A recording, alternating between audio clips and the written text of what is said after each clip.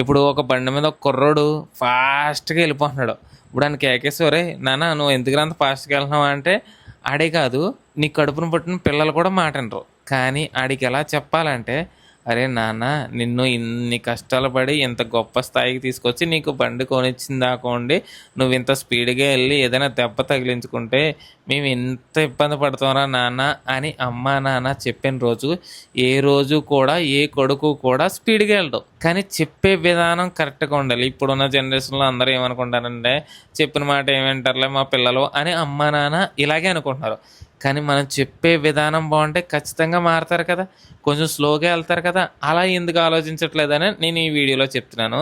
సరిగ్గా మీ వాడు బండి వేసుకుని రోడ్డు మీదకి వచ్చినప్పుడు, అరే స్లోగా వెళ్ళరా, ఇంటికాడ మేము ఎదురు చూస్తూ ఉంటాం, మమ్మల్ని అర్థం చేసుకోరా, జాగ్రత్తగా రారా నాన్న అని అమ్మ కానీ అక్క కానీ చెల్లి కానీ నాన్న కానీ తమ్ముడు కానీ అన్నయ్య కానీ చెప్పిన రోజు చాలా మట్టుకి ప్రతి ఒక్కళ్ళు కూడా కంట్రోల్ అవుతారు. చెప్పే విధానం బాగుంటే మన శత్రువు కూడా మన మాట అర్థం చేసుకుంటాడు.